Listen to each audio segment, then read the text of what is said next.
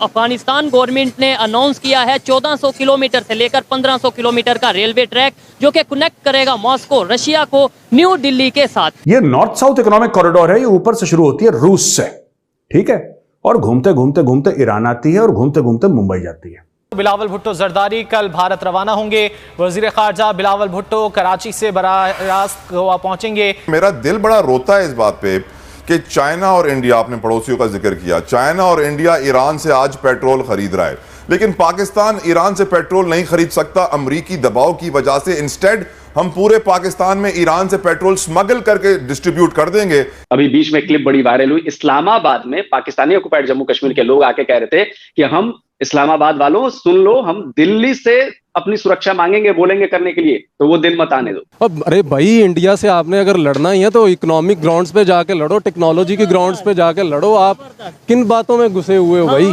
India को तो पाकिस्तान की फ्रेंडशिप नहीं चाहिए, हमें समझ आ रही है, लेकिन पाकिस्तान को इंडिया के हवाले से अच्छे सिग्नल भेजने चाहिए। That is what the international community wants to see from Pakistan. भारतीय एक भगवान में मानने वाला भारतीय, अल्लाह में मानने वाला भारतीय, जीसस में मानने वाला भारतीय, राम में मानने वाला भारतीय, एक खुदा में मानने वाला भारतीय, 100 खुदाओं में मानने वाला भारतीय, किसी खुदा में नहीं मानने वाला भारतीय, सब भारतीय। हमारे यहाँ पे एक ही नारा बिक रहा है भाई, इंडिया हमारा, इंडिया हमें मार देगा, हम इंडिया हमारे। और भाई, आपको जिन ग्राउंड्स पे उसने तबाह करना था वो कर दिया है। इंडिया की ये जो G20 की मीटिंग है कश्मीर के अंदर, that will be success story and India would be able enough and successful enough to internationalize कि ये जो कश्मीर है ना, this is basically a tourism place.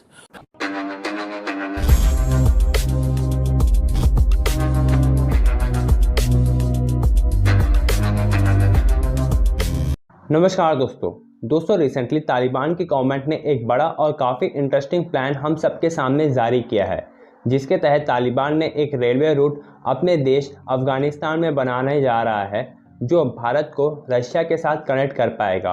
और ये रेलवे रूट सबसे शॉर्टेस्ट और फास्टेस्ट डिस्टेंस होगा भारत के लिए रूस तक पहुंचने के लिए।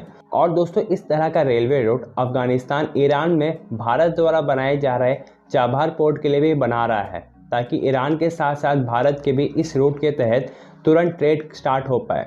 एक तरफ जहां दोस्तों तालिबान जैसे कट्टर सोच वाले भी भारत के साथ अपने रिलेशनशिप्स को बेहतर बना रहे हैं और ट्रेड और बिजनेस के बारे में सोच रहे हैं, वहीं हमारा जाहिल पड़ोसी पाकिस्तान एक भी मौका नहीं छोड़ रहा है भारत के साथ दुश्मनी निभाने के लिए। दोस्तों, रिसेंटली भारत ने 2 आतंकवादियों को LOC के करीब मार गिराया है, जो पाकिस्तान द्वारा भारत में भेजे जा रहे थे G20 मीटिंग जो भारत कश्मीर में होस्ट करने जा, उस पर बाधा डालने के लिए। तो चलिए दोस्तों, इसी पर आगे पाकिस्तानी मीडिया का रिएक्शन देखते हैं कि अभी खबर आई है अफगानिस्तान यानी तालिबान गवर्नमेंट की अगर बात करें, 1400 से 1500 किलोमीटर रेलवे ब्रिज, वो रेलवे ट्रैक बिछा रहे हैं अपने अफगानिस्तान में, जो कि मॉस्को रशिया से कनेक्टिविटी देगा न्यू दिल्ली को। मतलब यह है कि वो अपने रिलेशन रशिया से भी बेहतर कर रहा है, इंडिया से भी बेहतर कर रहा है, ईरान से भी बेहतर कर रहा है। हम क्यों नहीं ये चीजें सोच रहे?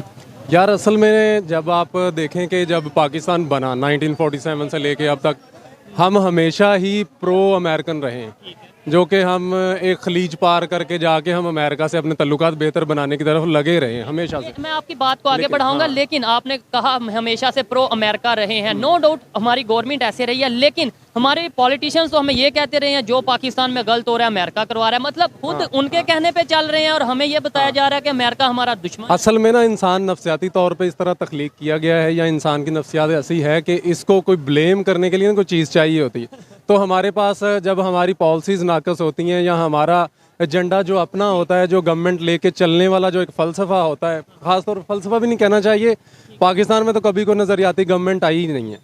हम बगैर नज़रिए के ही, बगैर आइडियोलॉजी, ओह यस डेफिनेटली, हम जो ये एक राग अलापते रहते हैं ना कि जी पाकिस्तान एक नज़रिए की बुनियाद पे वजूद में आया। आइडियोलॉजी ऑफ पाकिस्तान अपनी बुक्स में पढ़ते हैं, आपने भी पढ़ा होगा मैट्रिक की बुक में, आइडियोलॉजी ऑफ पाकिस्तान, पाकिस्तान का मकसद, पाकिस्तान बनने का मकसद, तो वो सब चीज़ें। हाँ, ये जो 2 नज़रिया हमें दिया जाता है ना, टू नेशन थ्योरी जो हमें समझाई जाती है, आप बताएं यहाँ पे कौन सा रूल अप्लाई हो रहा है? यहाँ पे हम जिस 2 नेशन थ्योरी की बात करके हम मज़हब की बुनियाद पे अलग हो गए थे हिंदुस्तान से, आप देखें यहाँ पे कौन सा ऐसा कानून है जो इस्लामी हो, यहाँ पे कौन सा ऐसा कानून है जो हमने इस्लामी नाफिज किया हो?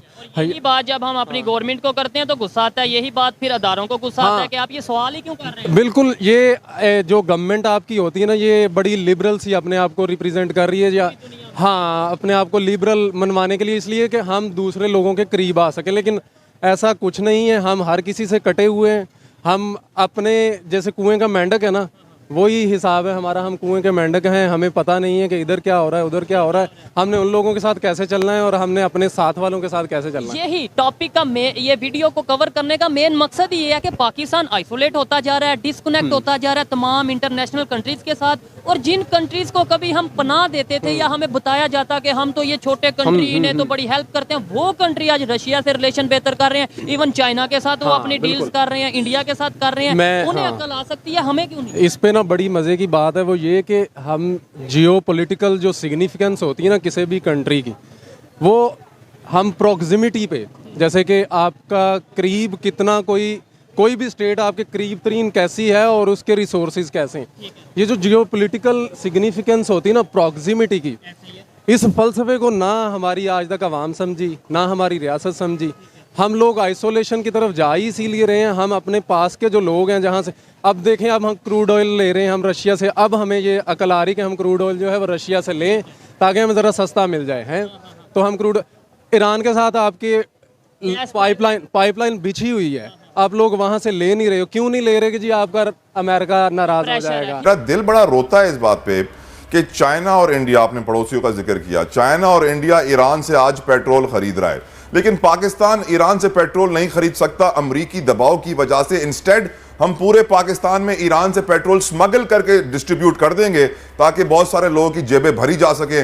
जो एस्टिमेट्स हैं वो 300-400-500 अरब रुपए का पेट्रोल हर साल ईरान से स्मगल होकर पाकिस्तान में सप्लाई होता है, लेकिन हम उनसे खरीदेंगे नहीं क्योंकि पाकिस्तान का फायदा हो जाएगा। हम क्यों अपने अब रियलाइजेशन में नहीं आते कि हमारे लिए क्या फायदेमंद है, क्या नुकसानदेह है? झूठ बोलना छोड़ें, चोरी करना बंद करें। देखिए, दो बड़े फर्क हैं। एक तो ये कि इंडिया और चाइना की तरफ अगर आप देखें तो अमेरिका उनको भी प्रेशराइज करता है, पूरी दुनिया में प्रेशराइज करता है अमेरिका। तो ये नहीं है पाकिस्तान में प्रेशराइज करता है, लेकिन उनकी इंटरनल स्टेबिलिटी और इंटरनल जो पॉलिटिक्स है और उसी से ड्राइव होती हुई इंटरनल इकोनॉमिक्स, वो दोनों बहुत स्टेबल हैं। आप देखें आज इंडिया में इवन चाइना से ज्यादा फॉरेन डायरेक्ट इन्वेस्टमेंट आ रही है, 80-90 बिलियन डॉलर। चाइना में 50-60 बिलियन डॉलर आती है तो वहाँ 80-90 बिलियन डॉलर आ रही है। दुनिया में सबसे कम जो है वो चांस है रिसेशन में जाने का, जो कंट्री है वो इंडिया है।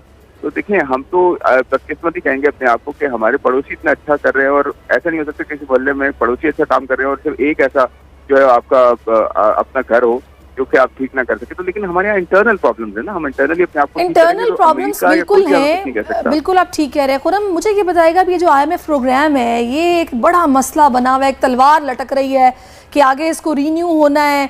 नवा जायजा इजलास जो है वो किसी सूरत मतलब उस बेहतर समत में जा नहीं पा रहा। तो what do you think about new program? कहीं ऐसा तो नहीं हो जाएगा कि दोबारा से कुछ ऐसा हो जाए कि हम फंस जाएं और वो कमिटमेंट्स पूरी करना मुश्किल हो जाए, आवाम मजीद पिस जाए? नहीं, ये होगा, इसको आप एक्सपेक्ट करें। आप ये एक्सपेक्ट ना करें कि प्रोग्राम हमारे पास अगर ये स्टाफ लेवल हो भी जाता है तो हम बहुत सीधे चलेंगे। हमने 23 प्रोग्राम में हम सीधे नहीं चले, तो इसमें क्या हम सीधे चलेंगे। लेकिन मेरा पॉइंट ये है कि हमें कमिटमेंट की जरूरत है, इंटरनली अपने आप को बेहतर करने की जरूरत है।